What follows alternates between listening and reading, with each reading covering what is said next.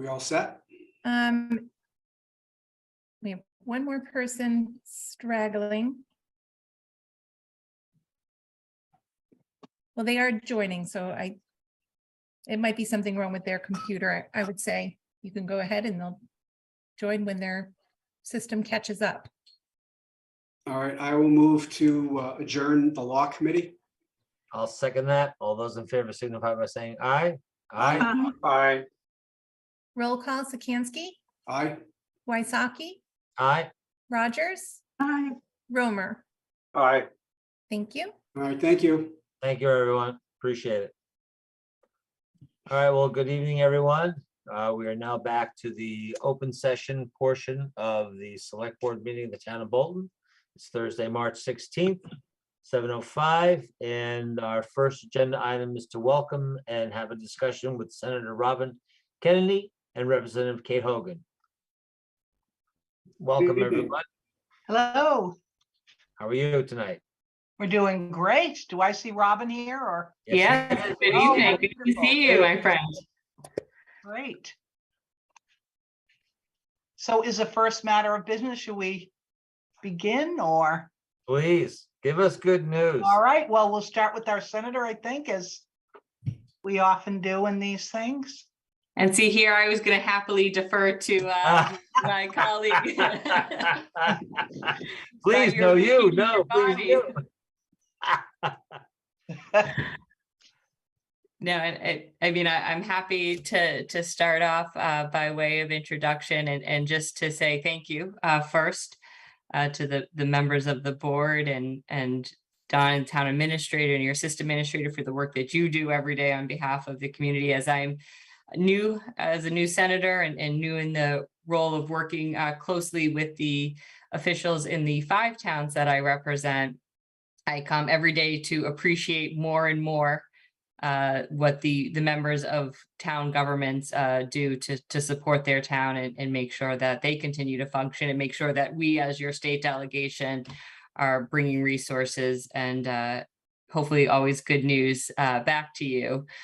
So I appreciate your service to the town of Bolton, and I certainly want to, as often as I can, publicly thank my colleague, Speaker Pro Temp Kate Hogan, who I know has been a longtime friend and supporter for the town, but certainly from my perspective, has really served as a mentor to me as I become familiar with the community and as I get reacclimated at the State House and get settled in, and she's making sure that I'm doing what I need to do to make sure that Bolton, amongst my other communities, are duly represented. So I know it was more of an introductory. I'm happy to kind of talk about specific things, particularly some of the issues as I've now making my rounds through what I hope is the initial and first of many opportunities to come before the select board meetings of all my communities and certainly city council in the city of Worcester, of which is about 60% of my district. I should mention the other communities I represent are Boylston, West Boylston, Berlin, and Northborough. And what's been striking to me and what I appreciate and am growing to understand more and more about is a lot of the challenges and opportunities that our communities are facing are all very similar and are all matters that I know we are working very diligently at the state level to be able to address. I know certainly the special ed circuit breaker and regional transportation is an issue that comes up frequently amongst communities. Certainly Chapter 90 funding. As a member of the Transportation Committee, my first hearing was on the governor's proposal around the Chapter 90 funding. And we heard from many municipalities that really raised concern about the need for increased funding. And so that's something that I'm continuing to take in. I welcome the opportunity to be part of this conversation and to hear really from you about what the particular needs are and what we can do to deliver. In terms of from a policy perspective, I will be chairing the Joint Committee on Children, Families, and Persons with Disabilities. I will be vice chairing the Cannabis Policy Committee, which is new to me. So I'm interested in learning there. But I will also be a member of the Education Committee, the Transportation Committee, Public Health, Mental Health and Substance Misuse, and the Agriculture Committee. So I know that throughout those committee assignments, I'll have a great opportunity to really dig into some of the needs in the community. So I'm happy to stop there by way of introduction. And certainly, you know, if you want to talk about specific budget issues or challenges or opportunities, happy to dig in. But I will first defer to my friend and colleague, Representative Hogan.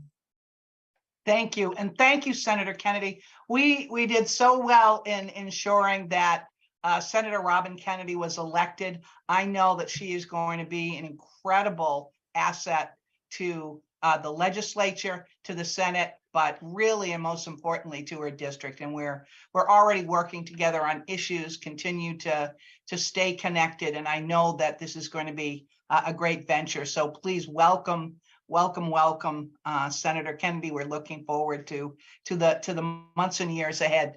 I will start quickly and go through as much as feels tenable. I know that this is also a meeting where a lot of things need to get done, but I did want to mention the COVID extensions that were passed, remote meetings for public bodies until March of 25, expanded outdoor dining until April of 24.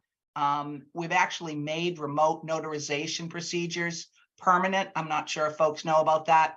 And for takeout wine and beer, it's sort of a little bit of a discussion between the House and the Senate on whether that will be taken up as well. Our consensus revenue came in at around 40.4 billion. So we'll be working with that as the marker by which all things are drawn. I want to talk a little bit about the economic outlook. We've had an incredible 2 years of ARPA funding and economic development funding coming from the federal government, and Bolton has done so well. I'm so proud that we did almost got $1 million in ARPA funding for both the Forbush Mill Road and the Pond Park Culvert through economic development, about $810,000 for those projects, which are just, I know, seminal in catching up with our culverts because it's so important. But you know, we're going into a sort of a mild economic downturn. Everybody has seen what's happening. We've had those banks belly up, which has made people very, very nervous. And we also have inflation, which is making things you know, not worth as much as they used to be and causing a heck of a lot more money to be used to get what you need. I think that Senator Kennedy spoke very well in terms of you know, needing more funding for Chapter 90 simply because 200 million doesn't get you what it used to. And I think we're very well aware of that as we sit through negotiations in the budget. We're very well aware that inflation has taken away some of the from funding sources, and we'll definitely stay very, very well aware of that. I think that Bolton has done fairly well through the first round of numbers. And as we remember, this is the governor's budget, House won. So our numbers came over. What usually happens is things get a little bit better as numbers solidify and we have more months in and know how much revenue we actually have. So, you know, chapter 70 through Neshoba is about a 7% increase in the governor's budget. And the UGA is about 2%. So, you know, that's a good start for us. I'm hoping that as we had talked about, the potential recession isn't going to dig into some of what we hope will be better numbers as we move along. But we'll see. We're looking to do better by everyone. We know that we need to fully fund the Student Opportunity Act. So that will be, you know, one of the first and most important things on our list to look at as we move forward. We also know that it's going to be very important to ensure that we have what is needed for free school lunches. I know we had talked about that as something very important and something that we've been able to help with Also, I wanted to let folks know, because we've done so well with the with MassWorks, that we've just been able to pass and started to talk about a bond authorization for 400 million that went through the supplemental budget, because we needed to get monies back to MassWorks so we could begin doing what we needed to do in terms of accepting RFPs and what could or should be happening in our towns. We are looking to have a robust session.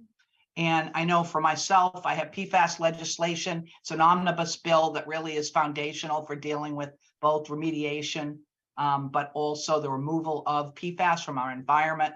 We're hoping that that is something that we'll be able to get past this legislative session, but it just got its number, so we really are at the beginning. I also chairing 21st Century Farms Commission, and this also came out of economic development bill that we passed in 2019, lost a little bit of momentum during COVID, but we're looking to deal with agriculture, education, research, renewable energy, farming and economic development, really try to look at how we can bring our farms into the 21st century, whether it's energy or research, renewable energy, economic development, food systems.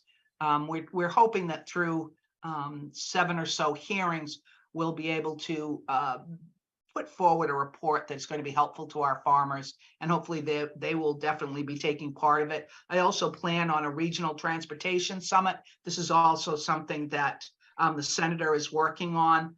One of the reasons that people sometimes do well in transportation is they have the roads, they have the MBTA, they have the things they need to get people where they're going. Simply put, we don't really have a regional transportation system that is in any way robust. It is little circles that people make in their communities and in their each individual regional transportation unit. And what I would like to do with this summit is to begin to articulate clearly, and sponsored through the 495 Metro West Partnership, going north to south and east to west, what we need, and ask very directly, as we're looking at the millionaires tax and other ways that monies are being funneled, that we're going to be able to investigate what we can do to expand existing regional transportation systems and create partnerships, whether that's colleges, whether that's businesses, so many different ways to support long-term sustainability of these systems. And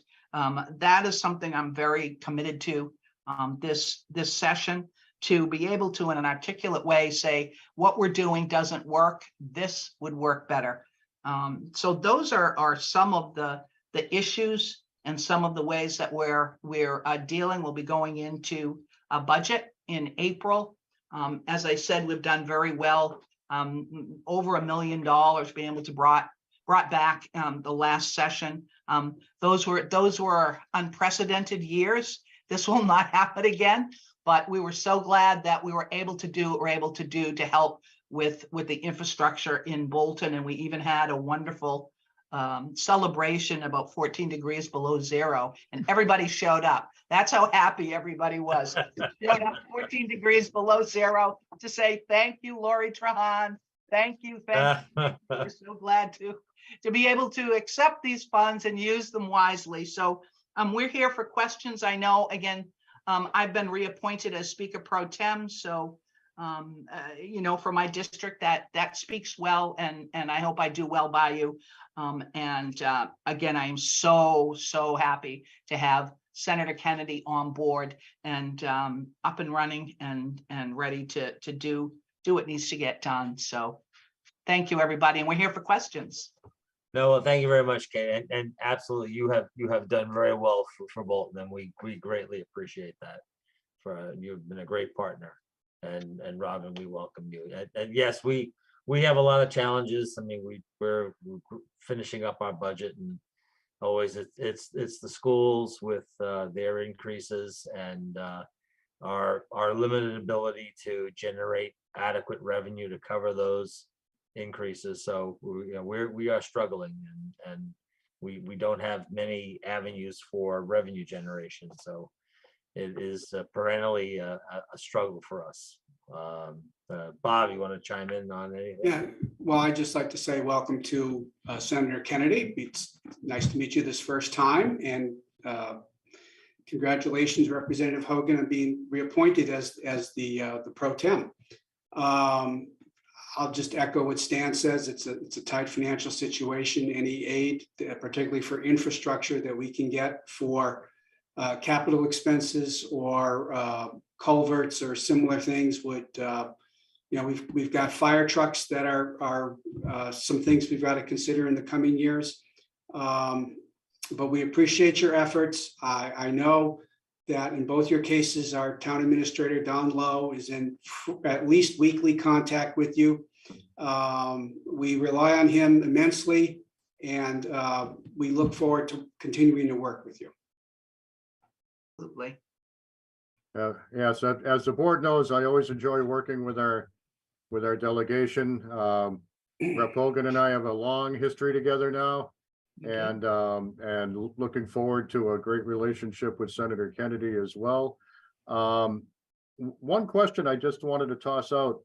One of the new things that Governor Healy has proposed, and I may not get the terminology exactly right, but essentially a division, I'm not sure exactly what the structure would be, but a formal focus on rural issues. And Yes. and for towns such as ours, that can be huge. So I think we have a lot of opportunity there, but I just wanted to ask your initial thoughts on that. I could take that start, Senator. Yeah, Director of Rural Affairs. So sitting underneath some of our secretariats and also our commissioners under it used to be housing and economic, but now economic development. Basically advocate and ombudsman for the communities, about 181 that were identified. And, basically pursuing rural economic development. And in that way, being able to coordinate with secretariats, state agencies. I know one aspect of this directorate is to review all of the state grant opportunities by way of ensuring that barriers, rural towns, small towns, barriers are reduced. So I think this is great. We're always asking for attention to be paid to those smaller towns with less infrastructure, less capacity to generate revenues, and ways that we can be helpful. And I think having someone on our side directly involved with economic development will be very helpful. And I guess I would look forward to the senator and I inviting that director to Bolton as soon as things begin to form and someone's appointed. And I would just add to that and thank you that, these first few months of a new administration, it's all about looking to see the viewpoint of the administration and their priority setting. And I think, somebody that has, majority of my district is the second largest city in the state. I'm particularly cognizant and reminding of the importance of making sure that my towns as well, which are both suburban and rural, that there is a focus and that there's a deliberate focus and investment as well. And so that's something that I'm committed to continuing to bring to the forefront of the work that I do. And it's great to see that the administration also recognizes first that there's a world outside of 495, which I think we often get concerned about, but that there's also that they understand that there are unique opportunities in different communities across the Commonwealth. So I think it's a good step forward. That person will be welcome at Bolton anytime. Yes. Absolutely. And I'm sure they will come. Yes. Well, thank you very much. We appreciate both of you coming, both Robin and Kate, and we look forward to dialoguing with you frequently in the upcoming months. Great. So And I'm sure that we will. Thank you so much, everybody, and welcome aboard, Senator Kennedy. We're so excited to have you. Yes. And I'm so happy to have Bolton in the district now. So thank you. And I look forward to our work in the years ahead. Great. Great. And you're our Thank you. favorites, right? I'm sorry. You're our favorites, right? Oh, yes, yes. There you go. And I maybe say that in every select board meeting, but yes. Well, thank you very much. Have a good evening, Take everyone. care, Thank everybody. you. Have a great night. Thank you. Pleasure. Thank you. Good night now. All right, well, thank you very much. Next up are some event approvals. First up is a request by the Bolton Youth Baseball to hold the annual baseball and softball opening day parade from Emerson School to Memorial Field on April 29th, 2023, from 12 to 12:30. Vince LaRosa, are you with us? Good evening. This is Mike Gore. I'm standing in for Vince LaRosa tonight on behalf of Bolton Youth Baseball and Softball. Great, Mike, how are you tonight? Good. How's everything going? Best day of my life. Great. Yep. So this is approval for our opening day parade where we start off at Emerson and walk up, make a left onto 117 heading west and turn left onto Wattaquatic and then finish up at the field again. Right. I'm assuming this is something you guys have been doing for quite some time. You've gotten your approvals from the chief and all that good stuff. Yep. Okay, I'm fine with it. I reviewed the material. Everything seems to be in place. So I will move to approve the request of Bolton Youth Baseball to hold the annual baseball and softball opening day parade from Emerson School to Memorial Field on April 29th, 2023, from 12 to 12:30 p.m. I will second that. All those in favor signify by saying aye. Aye. Roll call Sikansky, Aye. Waisaki. Aye. Thank you. Thanks very much, Michael. We Thank you, appreciate it. Mike. Thank you to both. Great. All right, next up is a request from the Hopkinton Concourse to hold a car show at 41 Main Street on May 20th from 10 a.m. to 2 p.m. Adidra Duda, are you with us? Yep, I'm here. Hi. How are you? this Welcome evening? back. Yes, welcome Good back. to see you guys again. I'm good. How are you? How Very was good. last year's show? It went off almost perfectly. It was a great time. Everyone had good things to say about it. We had one individual who did not behave like he was supposed to, and he won't be attending this year. But other than that one isolated event, it was a great time. Good. Well, I'm glad you only just had one. That's great. Yep, we'll be taking measures to prevent that again if we hold it this year. No problem. No problem. Yeah. From what I heard, it was a great show. So Yep, we ended up raising $5,000 for the Jimmy Fund. So Excellent. that far surpassed our goal. great. No, that's great. And we're looking forward to it. So I would assume you've gotten the okay from the folks at 41 Main Street. Everything's copacetic with that. You've talked to Yep. the chief and all that good stuff. So I'm fine with it. Okay, I'm good. You know, like, it's nice to have an event like this in Bolton. Yep. So I will move to approve the request from Hopkinton Concourse to hold a car show at 41 Main Street on May 20th from 10 a.m. to 2 p.m. I will second that. All those in favor signify by saying aye. Aye. Roll call Sikansky, Aye, Waisaki. Aye. Thank you. Well, good All luck right. this year. thank you. Thank you so luck. much. Take care. All Thanks. right, bye-bye Have a now. good night. Bye. You too. All right, next up is to review and finalize the annual town meeting warrant for May 1st, 2022, or 2023 with town council and the town moderator, Brian Falk and Doug Story. Are you with us, gentlemen? Yes, good evening. Good evening, Brian. I'm here. All right, Doug, great. Don, you want us to go through how do you want to do this? You want to go through the warrant in general, point out any potential hotspots, and then have the board vote on recommendations, or you want to just go through it one by one and we vote as we go through? I would recommend that we go through one by one and vote as you go through. Obviously, Article 1 is not ready to be voted yet because Article 1 is, it's Article 3 that won't be. So yes, Article 1 is the pro forma to accept annual reports. I move Jenny, to, can go you ahead. bring that up on the screen? Everybody can see this.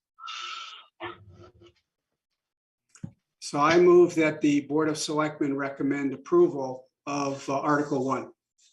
I will second that. All those in favor signify by saying aye. Aye. Aye.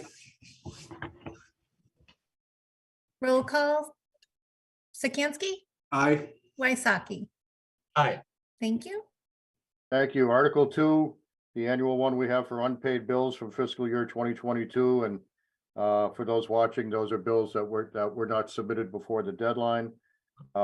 We have 2 this year. Ironically, one is for Miracle O'Connell, but they do a good job for us. Actually, they do an excellent job for us, and they deserve to be paid. All right. I move that the Select Board recommend approval of Article 2. I will second that. All those in favor signify by saying aye. Aye. Roll call. Sikansky, Aye. Waisaki. Aye. Thank you. Article 3, I would say we obviously we pass over until the next meeting when we have the final numbers. Yep. Article 4 is the annual article that sets the spending limits for the revolving fund accounts. By statute, they need to be renewed every year. And as Jenny pointed out in an earlier email today, the tax title has been requested to be increased up to $25,000. And the senior van has been requested to be increased up to $21,000. Those are Right. the only 2 changes. Right, but normally this is a article that's on every annual town meeting warrant. Correct. Yep. Okay, so I will, I move that the Select Board recommend approval of Article 4. I will second that. All those in favor signify by saying aye. Aye. Roll call. Sikansky, Aye. Waisaki. Aye. Thank you. Article 5, the regional agreement for the Neshoba Regional School District, obviously was discussed at the last select board meeting. Bolton residents Brian Boyle and Lorraine Romasco represented us, worked very hard on getting the agreement into the condition that it's in today, which is much improved, I would say, from the previous agreement. So it's up to the pleasure of the board. I move to recommend approval of the regional agreement in Article 5. I will second that. All those in favor signify by saying aye. Aye. Aye. Roll call. Sikansky, Aye. Waisaki. Aye. Thank you. Next, Article 6, the town clerk position. This article would change the position of town clerk from an elected position to an appointed position. This has been recommended by both our HR director and our current town clerk. It shows the select board as a sponsor as well. But essentially, the position of town clerk over the years has evolved into a truly specialized position. There is so much that goes on in it now, and more small towns, you don't always know that you're going to have someone who has all the skill sets needed to do a function such as town clerk. So this would allow the position to be appointed. Of course, anyone from town is still able to apply, but the talent pool would not be restricted to strictly Bolton residents. And as I said, this is a trend that is ongoing and does have the support of the town clerk. Yeah, no, this makes sense. Yeah, so I will move that the Select Board recommend approval of Article 6, town clerk position. I will second that. All those in favor signify by saying aye. Aye. Roll call. Sikansky, Aye. Waisaki. Aye. Thank you. Article 7, cemetery committee fees and governance. This has been submitted by the cemetery committee. Just to read the summary, they are requesting a change to chapter 126 of the bylaws of the town of Bolton, seeking to improve the care and upkeep of the cemeteries without impacting the tax base. They are looking to specify the duties of the committee. I'm fine. I'm fine. So I move that the Select Board recommend approval of Article 6, cemetery committee fees and governance. I will second that. All those in favor signify by saying aye. Aye, Roll call, Sikansky, Aye. Waisaki. aye.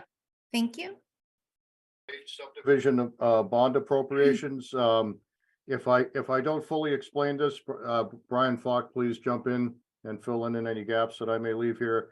But essentially, this authorizes that any developer of a subdivision that is found to be in default, that under the direction of the planning board, any bonds remaining or surety remaining from that project can be obtained by the town and work to complete the subdivision, to get the roads or infrastructure into the condition where the road would ultimately be accepted at a town meeting.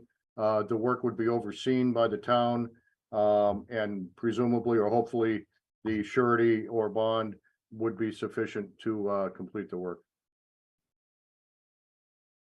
I'm fine with it. Yeah, okay. Brian's quiet, so I guess Don did a good job. Good, very good job, Don. I just mention this is a maybe article. This is if we need to do it. The town voted a few years ago to authorize up to $100,000 of these types of proceeds from bonds to be spent by the planning board for those purposes without appropriation. In the event that we have a bond that would be above that amount, it would require an appropriation from town meeting. So we might be voting no action or passing over this article, or we may have a motion to specify an amount. But we'll know that as we get closer to town meeting. So this is not going to be binding on all future developments? So we've accepted the statute that if a bond is found in default and the planning board on a subdivision bond enforces that bond and has the funds, up to $100,000 right now, the planning board may spend without town meeting vote. Beyond $100,000, you always require a town meeting vote to appropriate those funds. Even if the bond is enforced, the planning board still has to get an appropriation of those funds. They have authorization up to $100,000. If we need this vote this year, we would have a different motion than this article at town meeting. Well, why don't we just have an article that takes care of this, where we don't have to deal with a town meeting vote? Every time we have a default. Yeah, We don't right now, so long as the amount that the planning board would be receiving is $100,000 or less. but what I'm And that's saying is, why Why not just raise that amount? why are we limiting that amount? If the developer is in default and there's $300,000 left over, and we got to get the work done, why are we now hindering everybody to a town meeting vote, which may come at 12 months from whenever? It's a good question, and the reason is the subdivision control law. Subdivision control law allows the town to allow up to $100,000 to be spent without appropriation. Beyond that amount for everybody, it's not just a Bolton thing; it's a statewide thing. You enforce the bond, but if the amount is over $100,000, no matter what, you have to get an appropriation of the expenditure. So Article 8's a placeholder. It's a placeholder, correct? So we don't need to vote on it today. I would vote on it today. The question is whether we have a motion to actually appropriate funds at town meeting or whether we pass it over. We may not need it. We may need it. Depends on how things we're current. We, as you know, there has been a declaration of default by the planning board on one of the subdivisions in town, and we're currently working with the surety to get the proceeds. Brian, I'm on the planning board myself. So what would happen if the vote doesn't go tonight? What would happen if this article wasn't on the warrant? Yes. So if this article isn't on the warrant and the proceeds of a bond that come in are over $100,000, there would be a gap in funding. The planning board wouldn't be able to spend the entire amount if it needs to complete the work. It would need an appropriation for that. So this is to cover us in the event that between now and town meeting, we have confirmation that we will have over $100,000 to spend. Okay. I mean, I thought that's what this article did, the way I read it. So is the only possible change on the town meeting floor? I mean, is the only possible change on town meeting floor the inclusion of a specific number? Correct. If we have could, access to more than $100,000, we will need this article in order to be able to spend over $100,000. Correct. we could deliver our recommendation on the floor. That's true. I'm just uncomfortable voting on stuff that's going to be changed as a general rule. Stan? Well, but the thing is, it may be changed on town meeting floor, but if you agree, if you're in agreement with the principle of the thing, I'm fine with voting for it, to recommend it. All it is my understanding is we may insert a dollar amount here. That's the only thing. Is that correct, Brian? That's correct. If there's a motion under this article, it'll be a motion to appropriate a specific dollar amount from a specific bond proceeds amount. Yeah. So I'm fine. But this is I thought this was the motion. There's going to be I'm just confused over language now. Does this require a second motion? This is the warrant article. Yeah. That would tell town meeting there may be a vote to appropriate funds from a subdivision default. And as we get closer to town meeting, if we need this, we would have a dollar amount and we would have a specific bond fund to point to. And the motion would be to appropriate X dollars from X account for this purpose. That's what the motion would be. All right. All right. So this is the warrant. This is not the motion itself. Okay. Correct. Doug Story has his hand up. Thank. Can you hear me? Yeah. Yes, we can. Okay. Yeah, it seems pretty clear to me that this is a potential need. Put this forward. It's a one-time thing.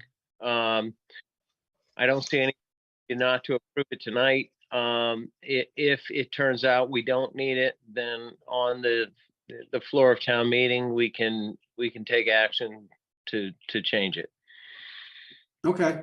I will move that the select board recommend approval of Article 8, subdivision bond appropriation. I will second that. All those in favor signify by saying aye. Aye. Roll call, Sikansky, Aye. Waisaki. Aye. Thank you. Article 9, an amendment to the bylaw on door-to-door solicitation. The genesis of this is we were challenged by a door-to-door solicitation firm, by a company who does door-to-door solicitation, to be clear. It was alleged that our current bylaw may be or is unconstitutional. In working with our town council opined that it may not fully comport with the First Amendment. It did at the time it was written, but that was back in the 70s. So the amendments to this are such, as it says in the summary. This article would bring the town's door-to-door solicitation regulations into compliance with the First Amendment, cases governing such activity.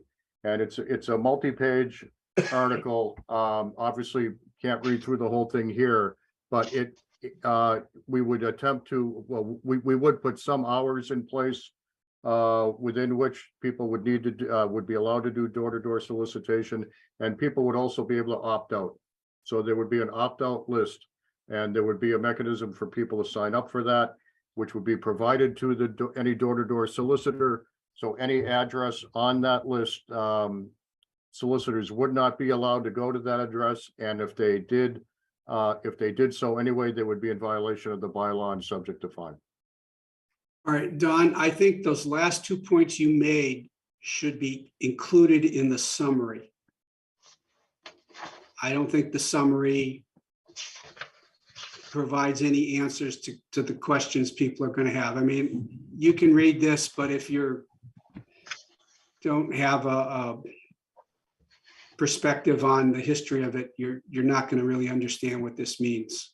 Right. The summary that's there is correct. I just think we need a little more explanation. I'll add a few sentences to the summary which say basically what I just said tonight. That'd be fine. That'd be great. That'd be great. Yeah. The only question I have is the fine seems rather low. Is that some state requirement or maximum? This is Brian. Once again, that is something that is required by statute. Bylaw violation fines have a maximum of $300. And that's by the state. Correct. But it's Okay. per offense. It's per offense. Yeah. So, essentially each house someone is going to, without having been registered under this bylaw would be a separate offense. Okay. Okay, I see someone's got a hand up, Stan. I can't see it, but It's Brian Boyle. Brian, please. Yeah, hi, good evening. Actually, this is just a quick question for Brian Fox, since the advisory committee is going to be considering this on Tuesday. Wanted to ask a question in case it comes up. It looks like this bylaw might be kind of like a standard that you're recommending. Are you able to say whether this is in place already in other communities and maybe just give examples of where it's already in place?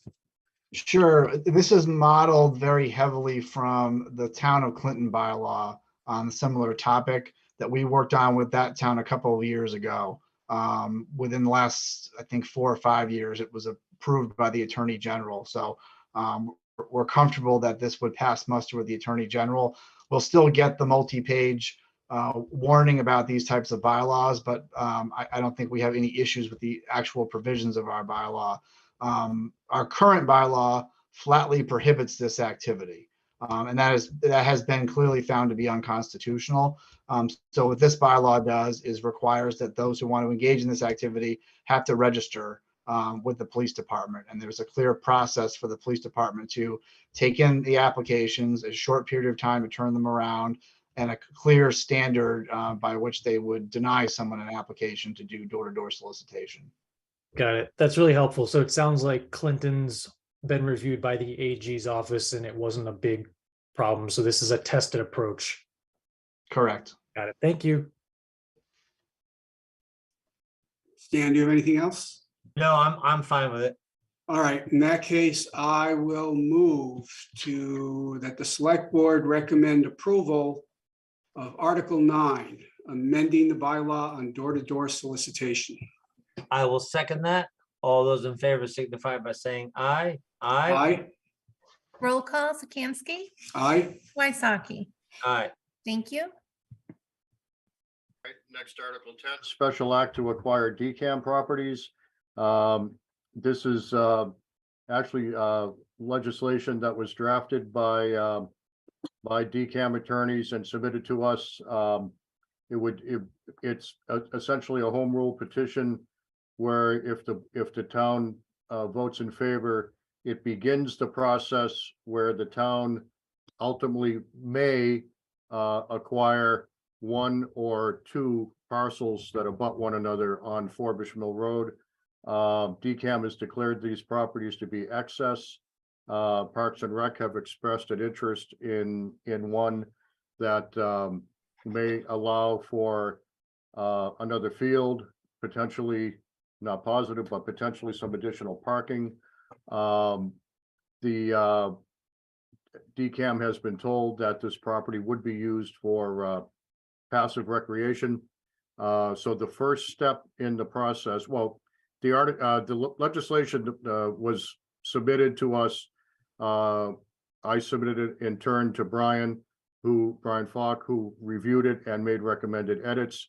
Those edits have been forwarded back onto DCAM for review and comment by their attorneys. Not heard back from them as of yet. But as far as the article itself goes, this is the first step in the process. If the legislation is filed, it does not bind the town to any acquisition. Some of the key steps that still need to happen are survey would need to be done of the property at DCAM's expense. On one of the parcels, there exists a dam. The dam would have to be decommissioned, fully decommissioned before the town would express interest in that particular parcel. Once the results of the survey come back and a proposed value is submitted to us for the property, then at a future town meeting would need to vote on whether or not it wishes to, the town wishes to acquire the property and pay whatever price that may be affixed to that property.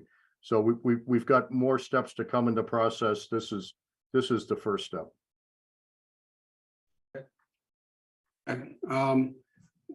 Don, on the summary of this, I think it would be helpful for someone who's going through the warrant quickly prior to the annual town meeting, for the summary to say that these parcels are immediately adjoining the parking lot at Forbush Mill Fields. There's a mention of Forbush Mills at the introduction, but doesn't really say where these are. Okay, we make a note of that. Jenny, would you make a note of that, please? Mhm. Thank you. Other than that, I have no questions or comments on this. No, I'm fine.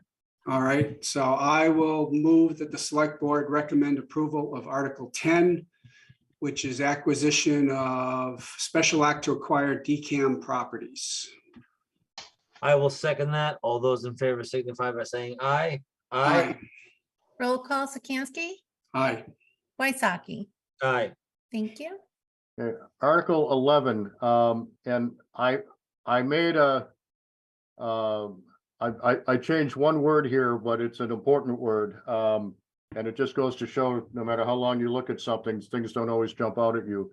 Prior to this version of the warrant, this said fire station roof repair. It's not a repair, it's actually replacement of the roof. So that's an important distinction. This is the original roof of the fire station. This was not done as part of the public safety building project from 2010. This is the original roof. The best we can determine, this is circa 1965. I don't know the exact year. But we have tried various methods to lengthen the use of the roof as long as we could. We're to the point where we still have leaks remaining and new leaks continue to occur. We need to strip the roof off and put a whole new roof on that building. And we would propose to pay for that under the funding from the stabilization fund, which requires a 2/3 majority of town meeting vote to do so. I will note that in the 14 years that I have been here, this is the second time that I have recommended use of the stabilization fund. The first one being back in 2010, I believe it was, when we were doing site work for the public safety, the soon-to-be new public safety building, and an old underground oil tank was discovered, and it was leaking into the ground. We needed to spend about $130,000 of stabilization funds to remove the tank, remediate the land, monitor the land. And we had a plan in place to, over the course of time, replenish those funds in the stabilization fund to make it whole. And in speaking with advisory, it's been my recommendation, that's been my recommendation to the board as well, but I know Brian Boyle is here. It's been my recommendation that we would put a plan in place over time to replenish these funds as well. You know, we don't know exactly how we would do that yet, and it doesn't need to be defined as part of the article, but I think it's the intent of everyone involved over some reasonable period of time to get the $345,000 or less if it ends up being less back into the stabilization fund. fine with this. Doug Okay, has his hand up, Stan. I'm sorry, Doug has his hand up. Doug, please. Your can't question? hear you.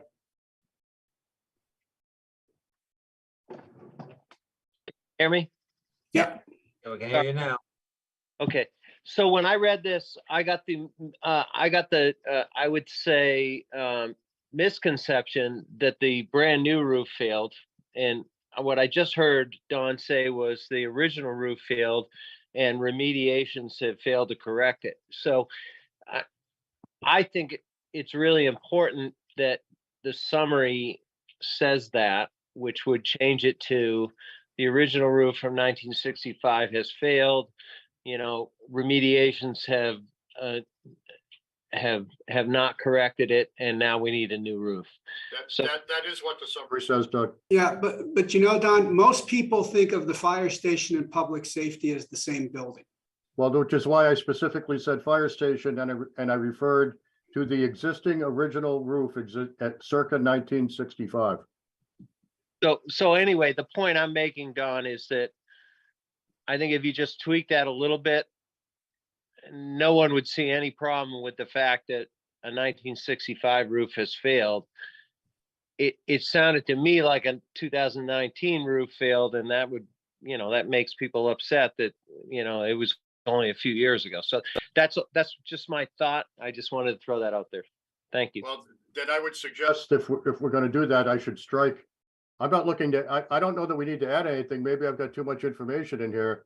We just felt that people would remember, just 4 years ago, we had an article for the spray urethane silicone foam-based roofing system to use as a stopgap measure, which is all that says.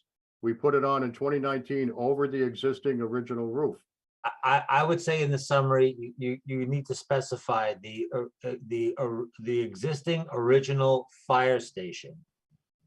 And not the new publics. I mean, we need to go way beyond, because people aren't gonna remember what we did 4 years ago. And to Doug's point, we need to clearly spell it out for people in exhausting detail. Otherwise, we're gonna have questions. Donna, I think you're right. You can take out that sentence about the spray urethane and just put the temporary repairs to the 1965 roof have, you know, severe leaks. Okay, we'll fix that.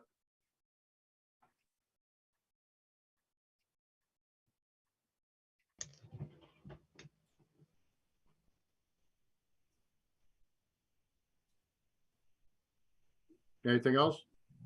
Nope.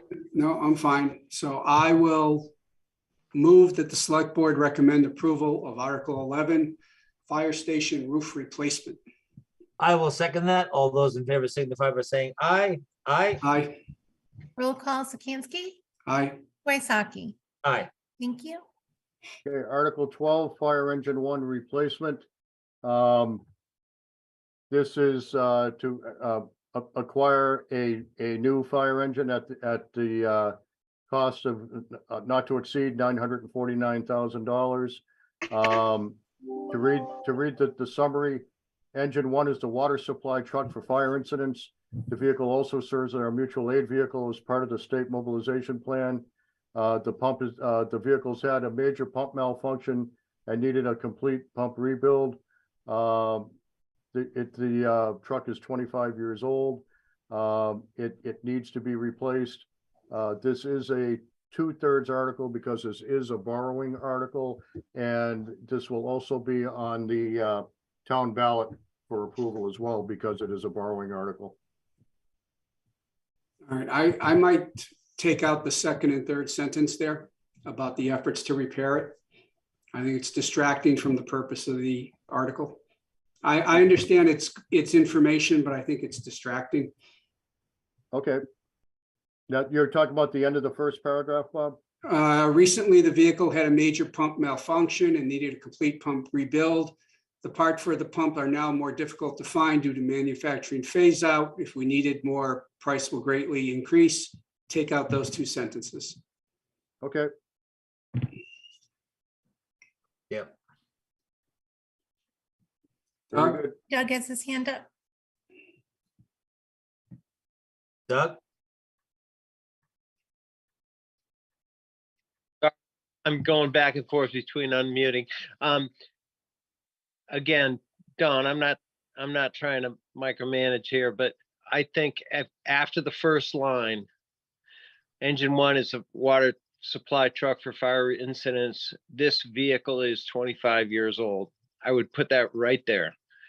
Because most of the people in the town know that the fire engines are replaced after 30 years. So once you say it's a 25-year-old vehicle, they get the point that it's time to replace it. Just a thought.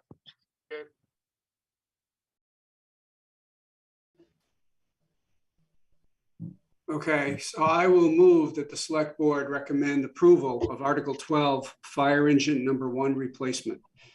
I will second that. All those in favor signify by saying aye. Aye. Roll call Sikansky, Aye. Waisaki. Aye. Thank you. Article 13, the opioid settlement stabilization fund. I'm recommending to the board that this article be removed from the warrant. The reason for that is that our town accountant, Anachka Rogers, earlier this week attended annual training that DOR conducts, and this type of thing came up. And for the upcoming fiscal year, it is the recommendation based on input that we've received from DOR that we have the funds that we've obtained so far through the opioid settlements, which is in the neighborhood of about $4,800, that we let them go to free cash. We earmark those so we know that they're targeted for a specific purpose, and we could show that on the revenue tab in the FY24 budget, rather than do the stabilization fund, because the legislature is working on specific mechanisms to be able to capture settlements or funds such as this. Another example, and we are not in this position yet, but another example is what to do with PFAS funds for remediation if a community receives PFAS funds. So the legislature will be working on a more elegant solution that will be in place for next year. So for FY24, the recommendation is to let it go to free cash, but note that we have that funded, that amount of money in free cash specifically for this purpose. Okay, Yeah, I'm fine with that. So, I'm fine with removing it. yeah. Do you need a motion to remove it? I mean, we didn't Please. have a motion to put it there, so. Well, if you could formalize it by All right, I move to delete the opioid settlement stabilization fund article from the annual town meeting warrant. I will second that. All those in favor signify by saying aye. Aye. Roll Aye. call Sikansky, Aye. Waisaki. Aye. Thank you. And for the next articles, if you could just delete one from the number you see. Article 14, which is now the new Article 13, citizens petition that has been submitted and with verified signatures with the title to stop home equity theft. I think in the past on citizens petitions, the select board has chosen to make no recommendation one way or the other. I think we should continue that.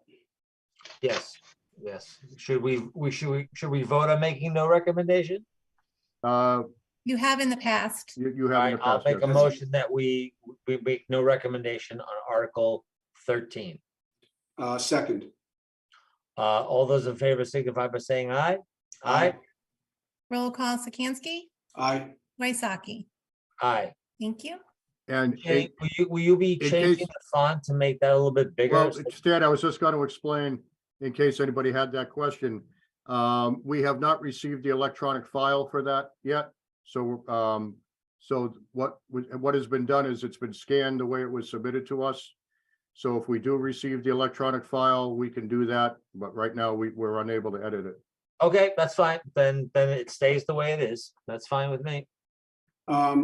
Do, let's see, there's a summary here. Should we make it clear that the town administrator and the select board are not responsible for the summary?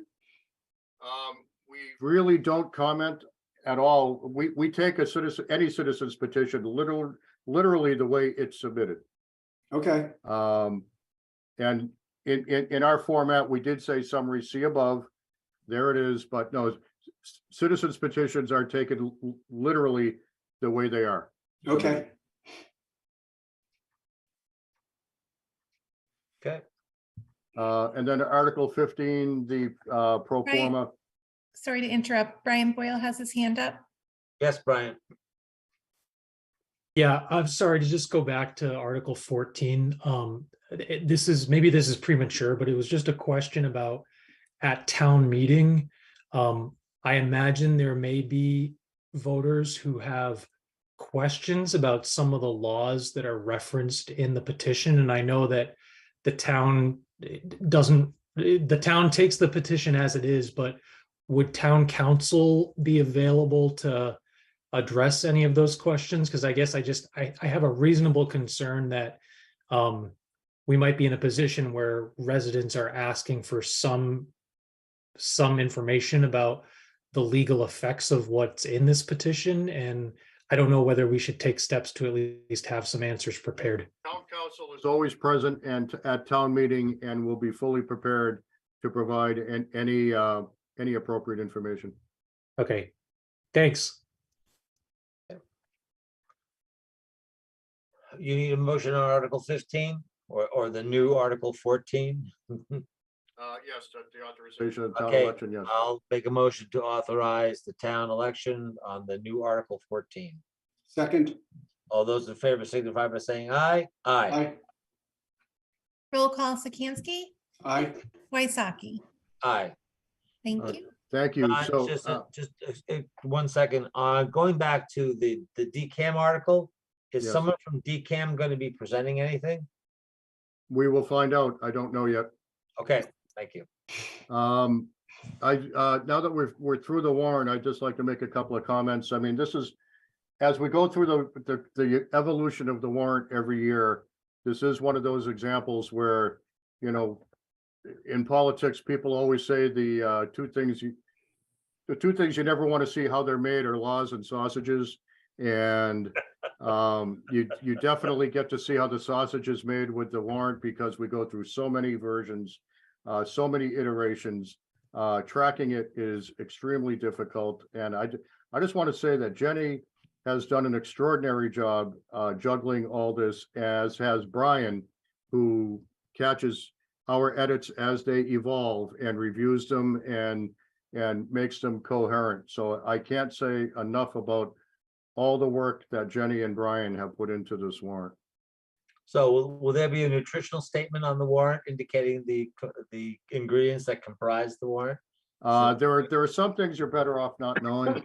sort of like hot dogs. Okay. As I'm long as pretty you're sure happy. blood, sweat, and tears are 3 ingredients though. Yeah, absolutely.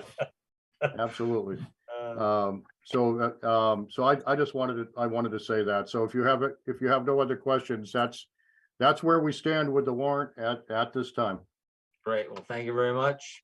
I know it's a lot of hard work by a lot of people. And certainly thank you, Don and Jenny and everybody else who's participated in that. So great. All right. So we have now gone through that portion. Next up is, I guess, for 711 and 713 Main Street, a request to allow the applicant W. Timothy Hess, AIA of Studio In Situ Architects, Inc., to act as representative on the scope of work as defined in the notice of intent to be considered by the Conservation Commission, and to request to place a site visit related survey markings on the portion of town land as defined in the notice of intent. Mr. Lowe, could you decipher some of that for the people who are playing the home game of the select board at home? I'll do the best I can. So the owners of 711, 713 Main Street propose to do some work on their property relative to, I believe, constructing a new barn or some sort of structure where the old barn was, which would require work within the wetlands themselves. Also potentially looking at some other work that either would take place in the wetlands or at least in a buffer zone.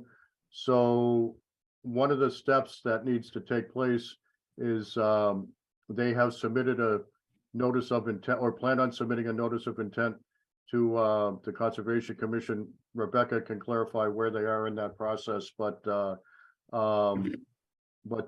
town needs to, since some work would be done potentially in town land, the select board needs to agree to that, and also they need to approve the placement of markings, probably flags, I would guess, on some town land as defined in the notice of intent. But I know Rebecca is here, or she was here. She's not, She is. sorry. Yeah, she's here. Oh, she I'm is here. here. I thought she was there. And then I didn't see her. She was there before she wasn't. So Rebecca, did I do well with that? I know you've tried to train me on this. You did a great job. Thank you. I think the only thing I would add is what they're basically requesting is, or sort of the shortened version is putting the markers out like you said, but the work that they're proposing to do, they'll also be coming before the town to be requesting that work as well. Currently, this is solely for wetlands jurisdictional areas and for just the notice of intent specific staking and scope of work. So you will still have an opportunity to approve it as the town. And this is the property adjacent to town common. So it would be areas on town common that they're referring to, and thus the stakes would be on that property. Thank you, So to Rebecca. put this in my own words, what we're being asked to do is approve to permit them to go and put out markings prior to the review, in preparation for the Conservation Commission to review them, to put some markings on town property. Is that what we're being asked to do tonight? That is correct. Additionally, what so that's that second part. The first part is actually their request, you being the representative of the property owner, as the town commons owned by the town of Bolton, to allow for them to be submitting this notice of intent that incorporates a little bit of work that may occur, is proposed on the town common. So you're not saying that once the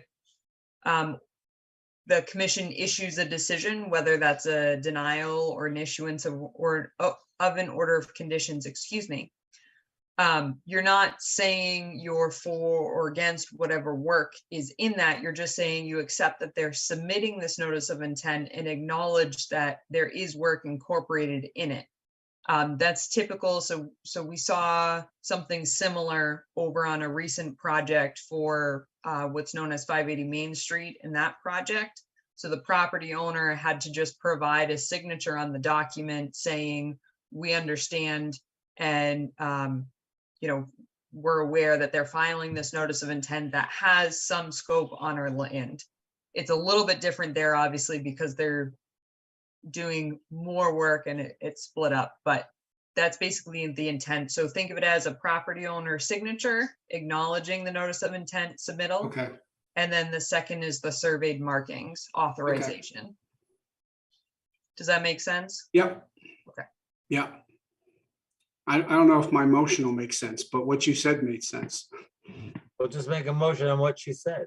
All right, so I will first move to recognize W. Timothy Hess of IAI Studio in Situ Architects, Inc. to act as a representative on the scope of work as defined in the notice of intent to be considered by the Conservation Commission. I'll second that. All those in favor signify by saying aye. Aye. Roll call, Sikansky, Aye. Waisaki. Aye. Thank you. Thank you. And then I recommend approval of the request to place site visit related surveyed markings on the portion of town land as defined in the notice of intent.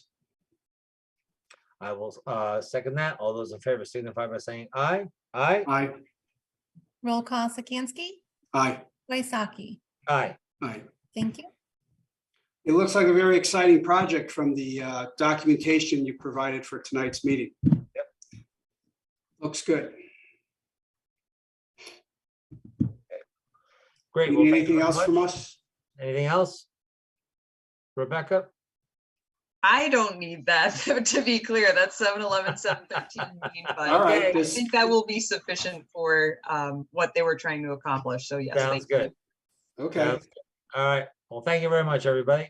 Next up is a presentation of the Nashua River Communities Resilient Land Management MVP Action Grant Project and requests for board feedback on the team's model climate smart development tool focused on ways that Bolton and Clinton can update local bylaws and regulations to integrate climate resilience. The planning board will be attending. So we have our town conservation agent Rebecca and Linean Solutions. Welcome. Hi, thank you so much for allowing us to meet this evening and then also allowing us to invite the planning board. So thank you to Todd Miller, our town planner, for helping with that coordinated effort as well. I will turn it over to our consultants who will be giving the presentation to you all. This, as you actually read off, is part of the MVP Action Grant Project. And this evening we have from our consultant team, Linean Solutions, Rebecca Howard, Sarah Seydoun, and Jim Newman. So I will hand it over to, I believe, Sarah, who I think is requesting to share screen, Jenny, if that's appropriate. Yes, I've given her that privilege. Great, thank you so much. Wonderful, thank you. It's wonderful to meet you all. Thanks again. Just echoing Rebecca's thanks for having us and giving us some of your time tonight. I am going to share my presentation with you all. So we're here to talk to you a little bit about the Nashua River Communities Resilient Land Management Project, and specifically the regulatory review tool that we've been working on as part of this project. And we're really excited to review this with you and to get your feedback on it, because it's really meant to be a tool to support the boards that are present tonight in making decisions about how to leverage local bylaws and regs to reach future climate resilience goals. So we'll, like I said, we'll quickly review the project timeline and deliverables and kind of the larger context within which this tool is being developed. Take some time to familiarize you all with the tool itself and dig into a few important specifics to get your feedback on. Okay. So again, just to give you a quick overview of the project itself, the Nashua River project is a 2-year project. We're nearing the end of year 2, and it's made up of these 2 parallel but intertwined processes to identify strategies for enhancing climate resilience through land use and land management. On the top here, where you see core team and task group, there's a process that's looking at these issues from a community perspective. It's a stakeholder-driven process driven by a core team and several task groups that's developing principles that guide recommended actions, programs, and practices for land management and climate resilience. And then the second piece is on the bottom here, led by town staff, the Massachusetts Association of Conservation Commissions and others, to look at these issues from a regulatory perspective and develop a model bylaw tool, which is, again, what we'll be presenting to you all tonight. But the reason, we wanted to show you the larger context is to show that these 2 processes are really happening in parallel to support each other and to develop a tool that strengthens, takes kind of a holistic and opportunistic coordinated approach to taking meaningful meaningful action on resilience that's driven by stakeholder perspectives and also by opportunities to in the regulatory context itself. And the broader key deliverables or the key deliverables outside of this review include a project website with a data viewer, which the link is included here, but we really encourage you all, if you haven't had a chance to check out the website itself, to take a look. It's live. We have updates on the project. We have a data viewer, like I mentioned, some resources related to forest care and turf and ornamental landscape care. And then both pieces of the regulatory review, which also include recommendations on wetlands, related to wetlands as well. And all of these are intended to support the town's decision-making around land use and land management, and to build capability and capacity to respond to resilience issues in the future beyond the scope of this project. And like I mentioned, we're in year 2 of a 2-year process. So we've been meeting with the core team throughout both years to really guide and steward the progress of the process overall. Last year, we convened a forest task group. This year, we convened a lawns and landscapes task group, and we're still meeting with the lawns and landscapes task group through May. As you can see, the regulatory review process has been happening concurrently throughout the process, and we'll be wrapping at the end of June with a public meeting to hand off all of the deliverables and celebrate the work that we all did together. So before I pass it off to Jim to get into a couple of specifics that are included in the tool itself, I wanted to kind of orient you all to what it looks like. It's an Excel sheet.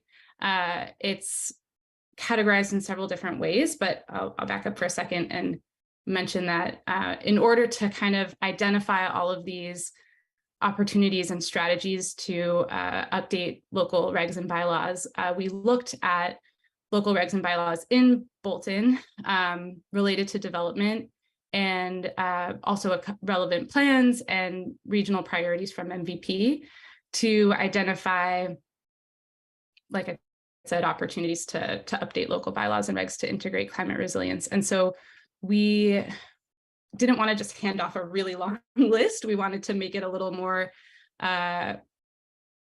sortable, accessible, relevant to what's important to you. So we organized the information a couple of different ways. We identified 6 goals that came from conversations with town staff, with our core team, and from the MVP regional priorities to categorize these opportunities. So you could look at them by goal, for example, updating general regulatory context and language to support climate resilience. You can see a list of strategies that fit under that goal.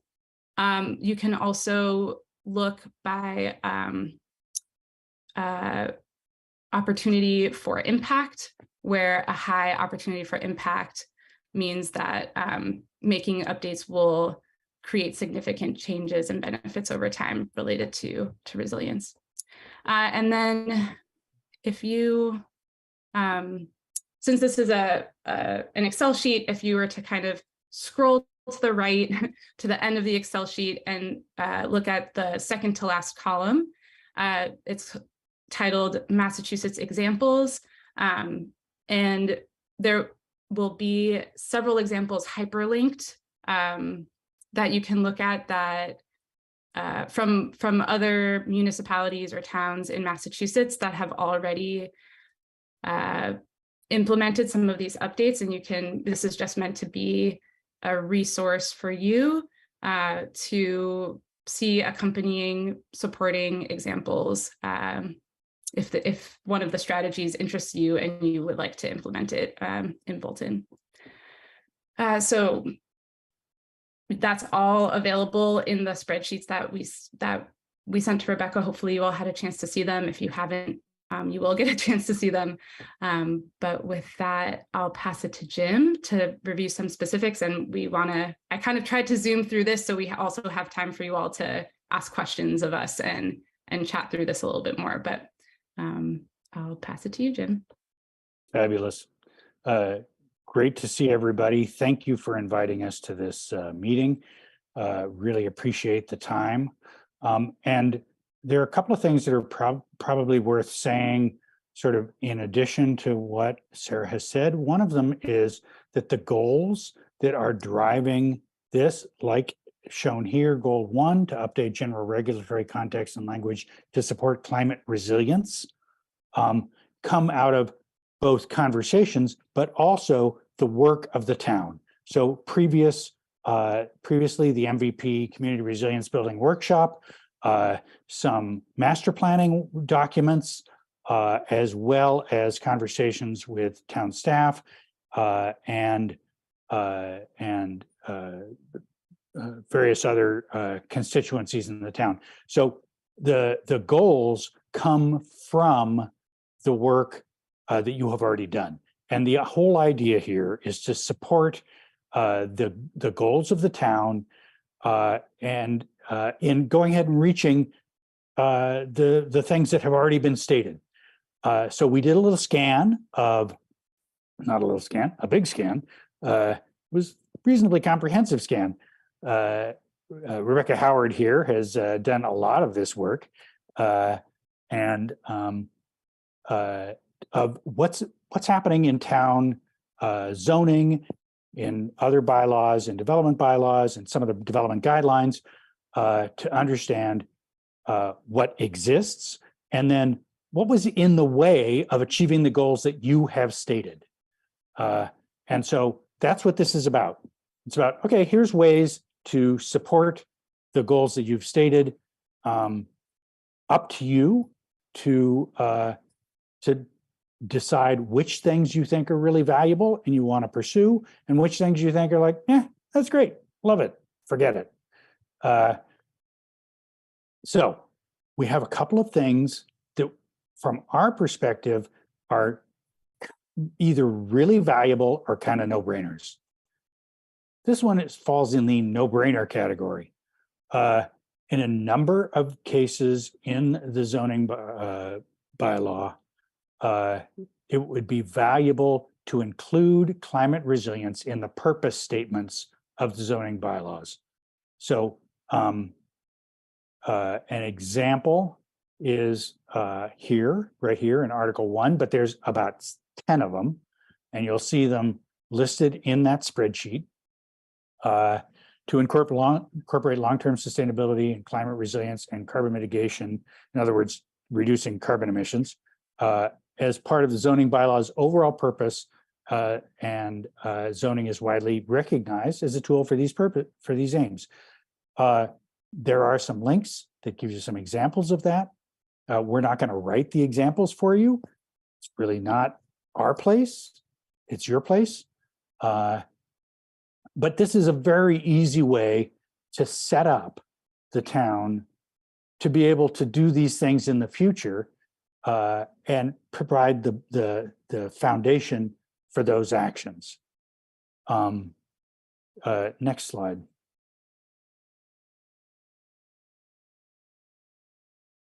A second example of this falls under goal number 5, which is to support sustainable development in the built environment. Again, comes out of the documents and work of the town already. And so if you were to do that, and if you wanted to do that, how might you do it? And so one of those ways that we see is relatively valuable is to expand the space requirements in the flexible development guidelines.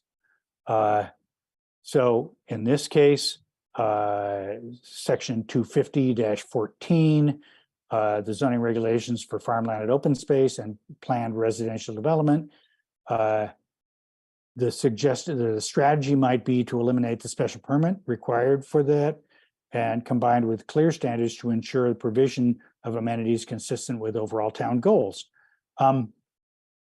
Relatively straightforward. may be a wrestle to make happen, but it's part of adjusting an existing zoning bylaw. The second one here is to increase the amount of, the strategy is to increase the amount of required open space to be preserved within the open space and farmland open space and planned residential development bylaw, again, 250-14. And so there's some very specific suggestions about that. Those suggestions come from scanning what's happening at other communities, how they've responded to these questions. And the whole idea is to support the expansion of sort of in a dual process to support the ability to develop and the ability to protect and enhance ecosystem services like carbon sequestration to meet your carbon goals and stormwater management and water quality at the same time. So the idea is that development can be a tool to do this, and these are ways to get you to that process by adjusting some of the existing zoning regulations. Next slide. And then this one is sort of close to our hearts. We're kind of soil geeks. This is, again, this is sort of three big topics among many that are listed within this spreadsheet. You'll want to spend some time with the spreadsheet. Take a look at it. You have access to it in your packet. You probably can go check out these links and the secondary supporting document that has case studies and examples from other communities and example language. But this is to introduce a soil protection overlay. So this is relatively new stuff. However, one of the things that we have provided in this project is a series of maps that provide why don't you go forward a slide and then I'll, oh, yeah, there we go. So these maps are available on the data viewer, which is listed right there. And I believe Rebecca put that into the chat earlier. These maps provide one of the ways that you can look at these maps. There's a lot of different stuff in this. A way to understand where high priority soil protection properties are or locations are, which is the darker blue, where the lower protection priorities are, which is stuff that, okay, we don't have to worry about, but the high priority is you probably do want to think about because it holds a lot of carbon and provides a lot of ecosystem services. When I say ecosystem services, again, we're kind of geeks, you got to understand. We use a lot of terminology. Ecosystem services means, it takes up water in storms. It cleans water. High soil carbon means that it takes up more water. It supports better plant growth and better above ground carbon sequestration as well as below ground carbon sequestration. Little quick lesson in soil carbon in our forests, and there's lots of forested land in Bolton. There is as much carbon stored beneath the ground as there is above the ground. So paying attention to soil carbon is a very useful way to actually maintain the carbon sequestration capability and the carbon sinks that exist currently. So now these are available to you. They're available on the data viewer and you can go look at them and think about it. It's also available to you as data layers for your own town. And it's a pretty high density map. And so potentially you could in fact use it to set up soil conservation overlays. It's a way that is scientifically defensible to manage sort of conserving very important specific locations. Now, many of these locations, as you see on the map, are already conserved. But it also provides you with a way to look at spots that are not potentially conserved and what you might, where you might want to think about being careful about what kind of development happens there. The other thing that this does is you see in the orange that there are locations identified that are not high carbon, but have the potential to be high carbon, or were high carbon in the past and something happened. There was some disturbance. It was developed, or there was there was some mining, or whatever. And those are areas where the town might think about how to encourage or take on themselves or yourselves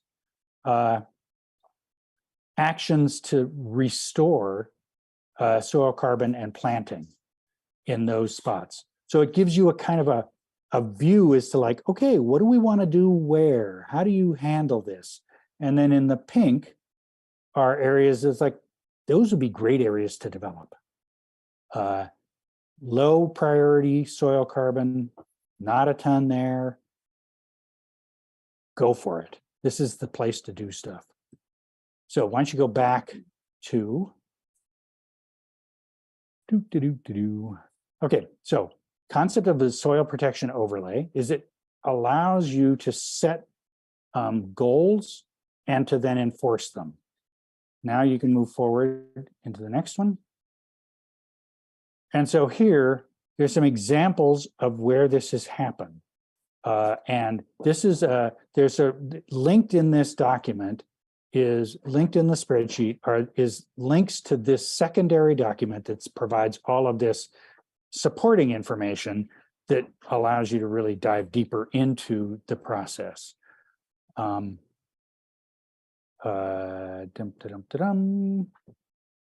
Clinton actually has a mixed use overlay district. A number of places use overlay districts for flooding. There are flood overlay districts. We worked, I was describing this last night, we worked in Somerville to do a air quality overlay district near freeways. They can be very handy as ways to encourage specific activities that you want to encourage from the town's perspective. And it's quite defensible. Okay, go forward again to that soil map, and then the next one. Again, so the soil functions for resilience, we've sort of translated that previous map into a more action-oriented version of this. All of these are available in the data viewer, and they're available for your own GIS system if you would like the actual data sets. We're happy to provide them.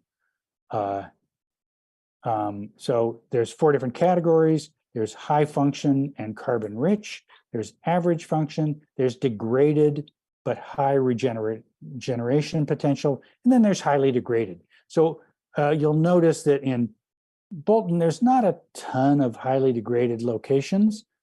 It's probably something that happened. There's a lot more urbanized areas in Clinton. Makes sense.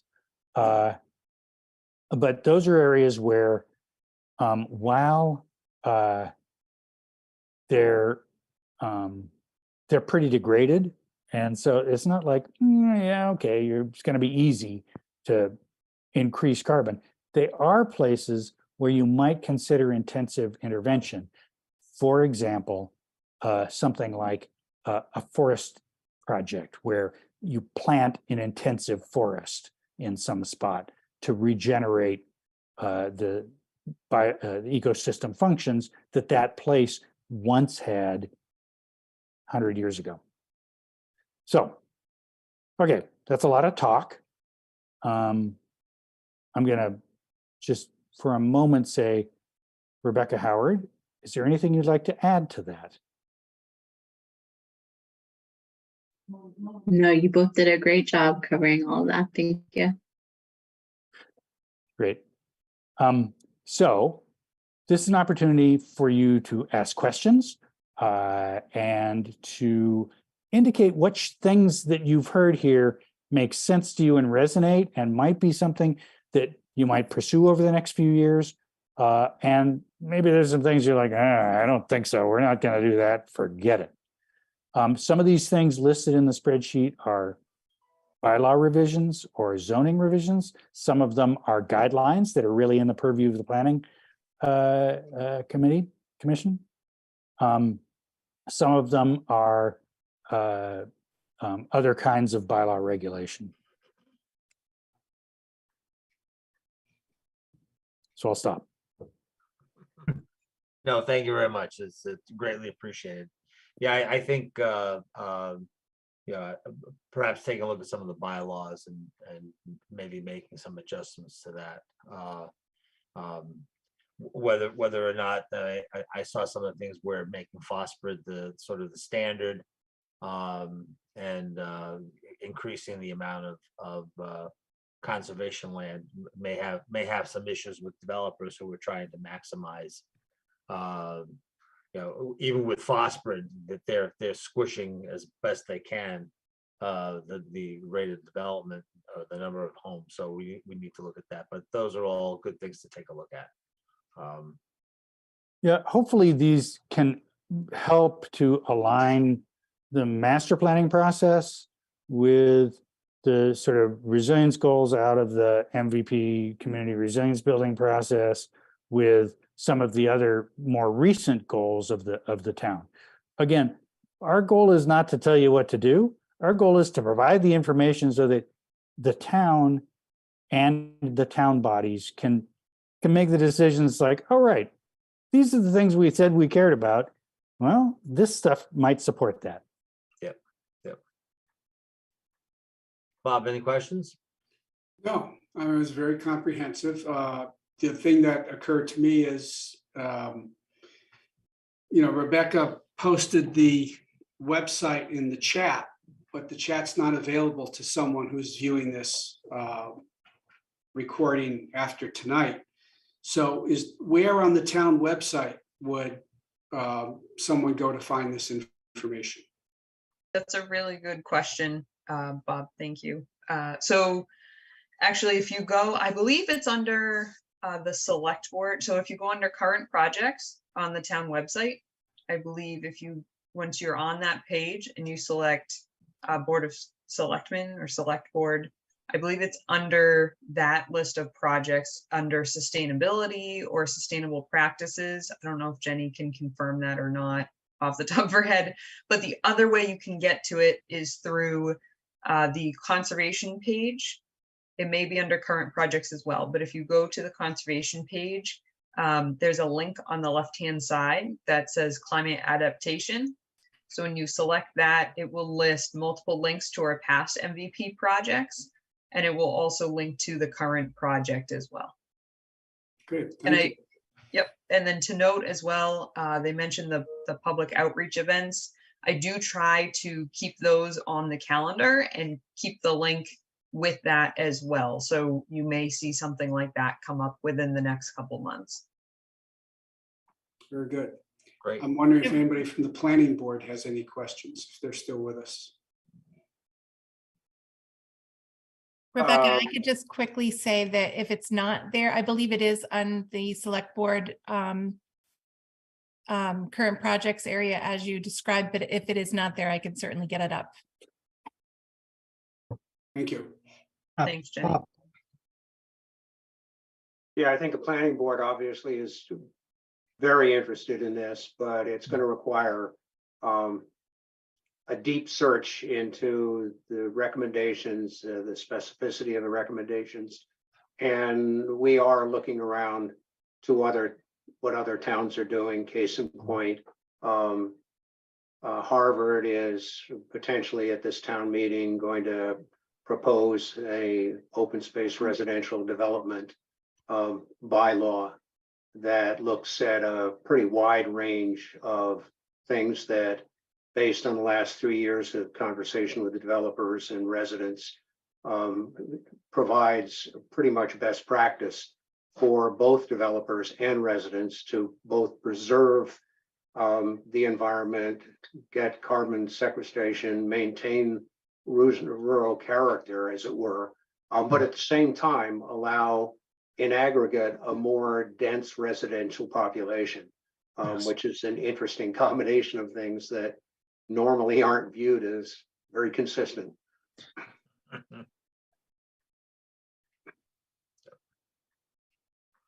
Well, thank you very much. We appreciate it. Todd has his hand up. Todd, yes. I did. I just wanted to again both agree and echo and further what Bob Romer was speaking. There's a common conception that increased density and housing iteration and the degradation of the bucolic quality of towns is somehow always cause and effect tied and related. That's not exactly accurate all the time.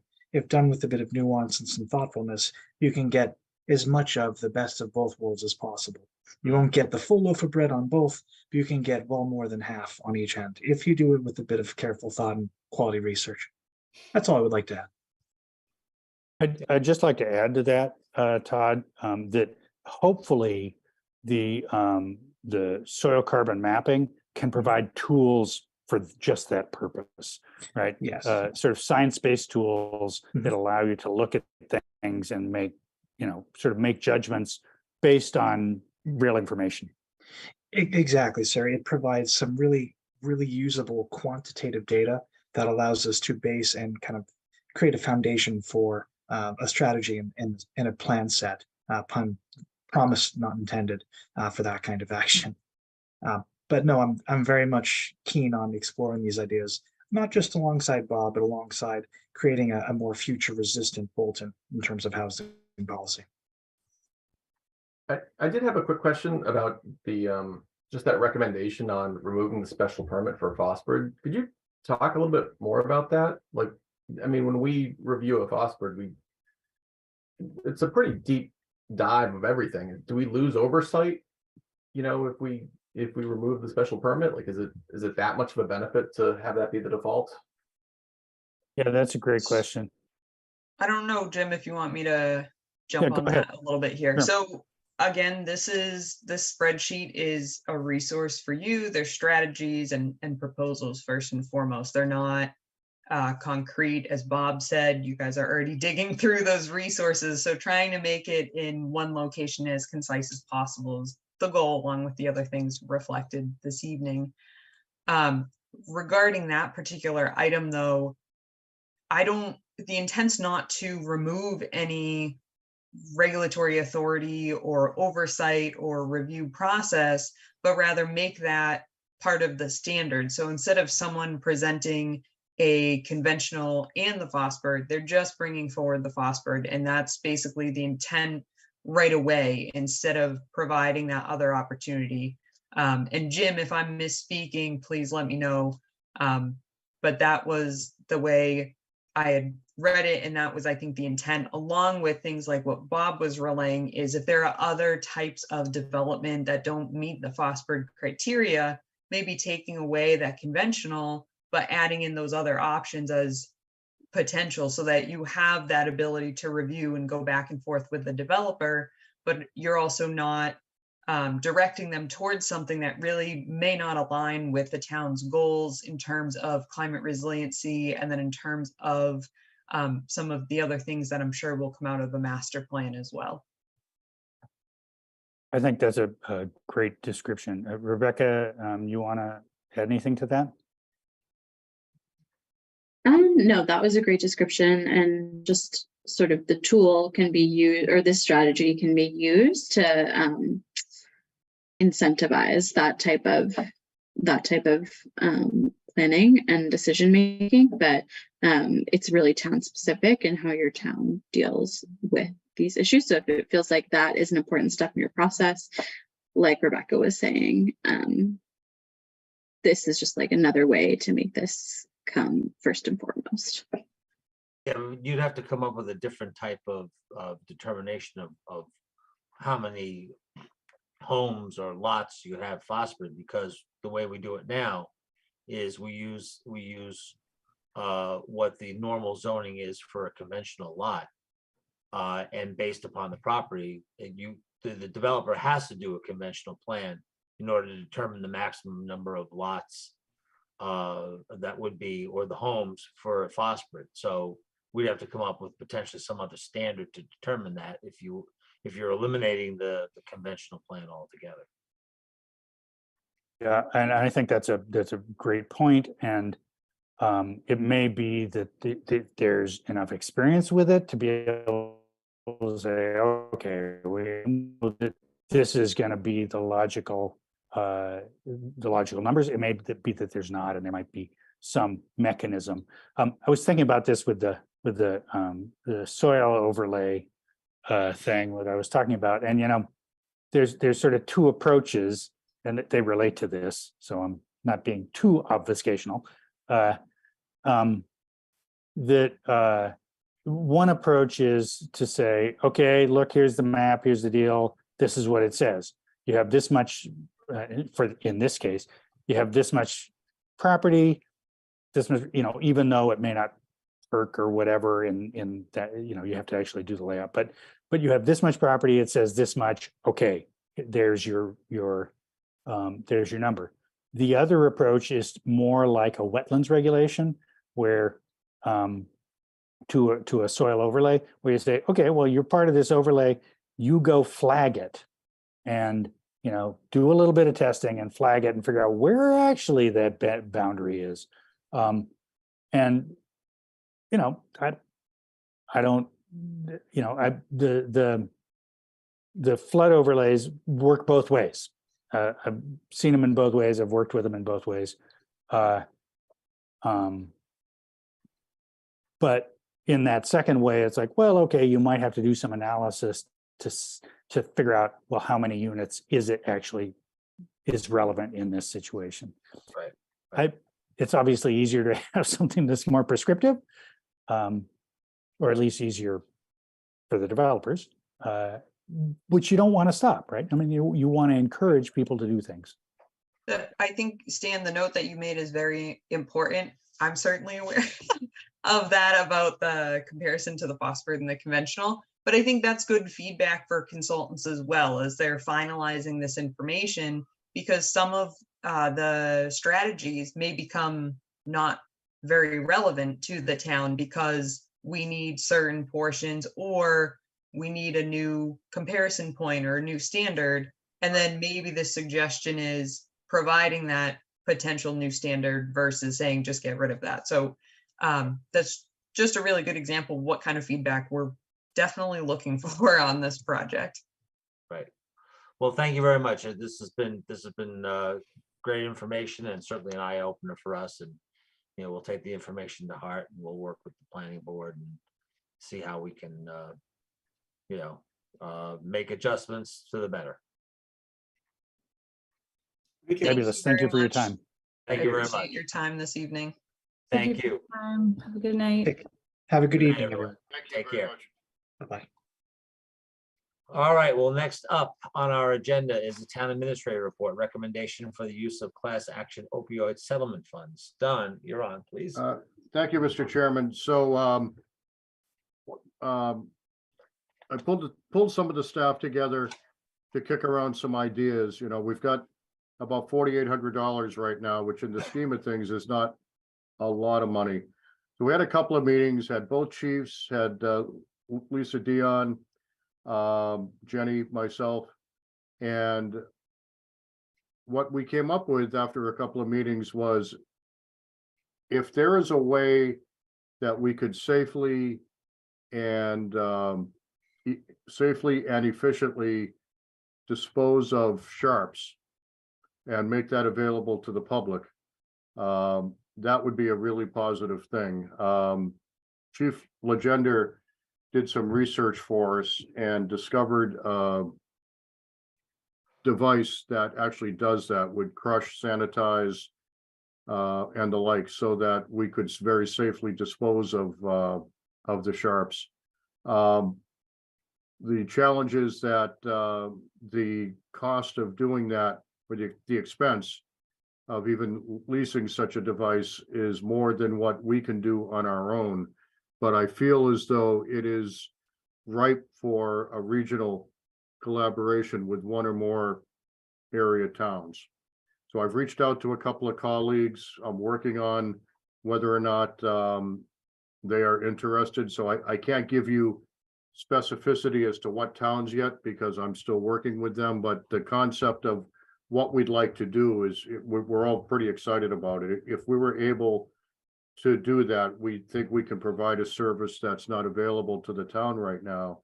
And quite honestly, since we've taken on the ALS service, we have more sharps to dispose of than we used to just because of the nature of providing that service. And we also pay a couple $100 a month to do that. So we could actually save some money in the budget in the process, offer a service to the community we don't offer right now, and maybe help a neighboring community as well. So I'm going to keep on working on that. I hope to have a recommendation on what towns we can work with, hopefully by the next board meeting. But that's what we're looking at right now, and I think it would be a really positive thing if that's what we can do. That sounds great. That sounds great. Look forward to hearing how you progress on that. That's all I've got tonight. I knew it was a full agenda tonight. That's all I've got tonight, unless the board has any questions for me. Nope, I'm good. All right, next up is select board business. Any public service announcements tonight? I don't have any. Bob, do you? You're on mute, Bob. I do not. Okay. Any future agenda item discussions? Yes. It is usually about this time of the year when the town administrator comes back and reviews his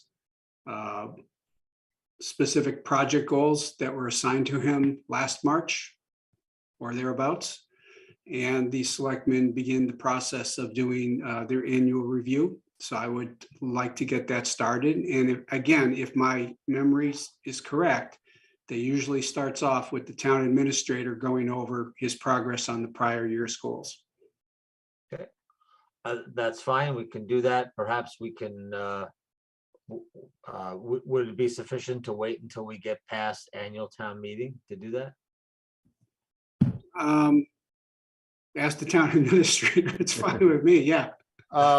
I would, with all due respect, I would ask that we do it before the town election. So if we could get, I mean, I'm happy to do an update on March 30th as to where I am on my goals. I'm very comfortable with where I am. I think I've met them all, met or exceeded all of them. And I'd be happy to do that report at the next meeting. And if you could, then after that, you would have the month of April in order to, within which to do my evaluation. That works for me. How about you, Bob? Yeah, I'm fine with that. I just wanted to get the ball rolling. Okay. Thank you. Thank you. That's good. All right, next up, we have on the agenda an update on the transfer station pay-as-you-throw bag program conversion. Our DPW director is not available this evening. I had also asked Randy for some information, which he's not been able to provide. I would ask if we could possibly delay this discussion until the next meeting. Is that all right with you? That would be Bob? good. That would be fine. Okay. Next up is to approve the refinance of 66 Bolton Woods Way. Don, is everything in order relative to that? Yes, everything is in order. This is again very pro forma process. We've done this before. We just needed an affirmative vote of the board, and the chair will need to come in and sign a document tomorrow if possible. Okay, I can do that. So you okay with that, Yeah, Bob? I will move to approve the refinancing of 66 Bolton Woods Way. I will second that. All those in favor signify by saying aye. Aye. Okay. Next up is to review. Roll call, Roll please. call. Oh, sorry. Getting ahead. Roll call. Well, Jenny, you're muted. Roll call, Sikansky, Aye. Waisaki. aye. Thank you. Thank you. Next up is a review to the amended Neshoba Valley Regional Dispatch District Intermunicipal Agreement. It's a mouthful. Yes, we've been a member of the dispatch district for, I believe, 5 years now, at least. And over time, the town managers found the need to make some tweaks to the IMA. We spent a lot of board meetings discussing it. What you have in front of you was unanimously approved by my colleagues and me. It has to do really with kind of the tightening up of financial procedures, the finance committee responsibilities. I think tightening up the withdrawal of a town. Certainly nothing that impacts the service levels of the district at all. The service levels of the district can continue to be very solid. So it's more of an operational, more of an administrative than operational type thing. And it's been fully vetted and approved by my colleagues and me. I'm fine with that. I have no questions. Bob? Yeah, no, it looks good. So I will move to approve the Neshoba Valley Regional Dispatch District intermunicipal agreement for Bolton. I will second that. All those in favor signify by saying aye. Aye. Aye. Roll call, Sikansky, Aye. Waisaki. Aye. Thank And you. Mr. Chairman, the IMA will be in a folder as well for you. It only requires the signature of the chair. It doesn't require, I don't believe it requires a signature of the board. Okay. That sounds fine. Are there other things waiting for the rest of the board to sign? I don't think so. Okay, I think the entire board is caught up on that, but Jenny would know better than I would. just thought I'd ask. Good question. We appreciate that. You're All muted, right. Jenny. You're still muted, Jenny. Jenny. Sorry, it's after 9 o'clock. My brain starts to shut down. Yes, there's only 2 items in the folder. Both only require the chair's signature. All right, You're off the hook. all right. I don't have to set my alarm tomorrow then. That's okay. You have a vacation day tomorrow, Bob. Thank you. All right, so next up is a sign approval for 626 Main Street. I don't see anything in our packet for that. I believe it's Mr. Patterson. Is he with us this evening? Yes. He should be with us, and that was an omission. I apologize for that. Jenny, I may be wrong, but I thought Kristen came to see me today. Well, I know Kristen came to see me today. If I understood the message correctly, the owner of the property that would have the new sign needs to change the sign, which is why we don't have anything in the packet. We were so busy today, I actually forgot to mention that to you earlier. So I believe we could pass over that tonight because the sign will change. Is this for the yoga studio? Because I don't know. That's all I know. Well, regardless, there's nothing in the packet and there's nobody here, so let's just pass over it. Okay. Next up is to approve the bills and the payroll warrants, W23-18 and W23-18A. Do I have a motion to approve? So moved. Second, all those in favor signify by saying aye. Aye. Aye. And minutes. roll call, Sorry. Sikansky, Aye. Waisaki. Aye. Thank As you can see, I'm eager for Mr. Lowe to be done with the meeting because I know he's eager to have the meeting done. I'm always looking out for you, Don. Well, someone has to, Stan. It's a big job. No, it's a big and dirty job and someone has to do it. Next up are minutes. I believe we have regular session minutes from February 16th, 2023 and for March 2nd, 2023. Is that correct, Jenny? That is correct. I'll share the changes to February 16th first. Okay. Changes are in purple.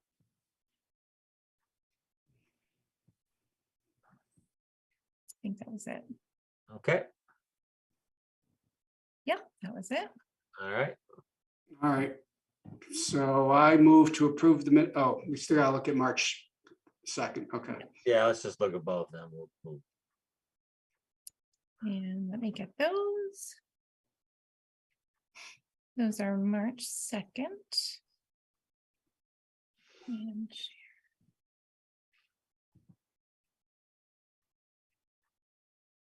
And changes in purple once again. Okay. Looks good. I think that was Yep. it. So I move to approve the minutes of February 16th and March 2nd. I will second that. All those in favor signify by saying aye. Aye. Aye. Thank you. Roll call Sikansky, Aye. Waisaki. Aye. Thank you. And seeing we have no more business, I will make a motion to adjourn. Second. All those in favor signify by saying aye. Aye. Aye. Good night, everyone. As always. it's Jenny, been fun. aye. Oh, that's right. Aye. And Waisaki. Aye. Thank you Aye. for reading my lips, Bob. Aye, aye, aye. And the time for the record is 9:04 PM. All right. Thank you very much. Good night, Nice everyone. job on the warrant, everybody. Yeah. Thank you. Thank Have a you. good night. You too. Take care. Have a nice night.